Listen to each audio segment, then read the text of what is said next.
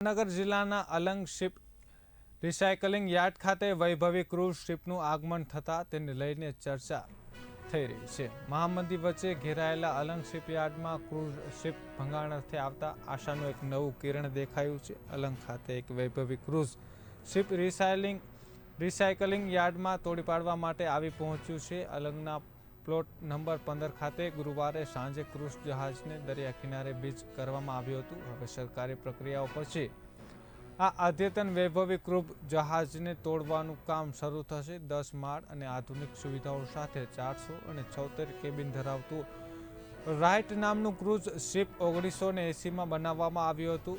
Right cruise શિપનું વજન 1,17,080.87 metric ton છે અને તેમાં 1409 મુસાફરો તેમજ 300 ક્રૂ સભ્યો સમાવવાની ક્ષમતા છે। આધુનિક ક્રૂઝ શિપમાં 4 restaurant, 2 gym, 2 swimming pool, theatre, gaming zone, spa, mini shopping area, 3 bathroom, ડિશ ટોપ સહિતની સુવિધાઓ છે।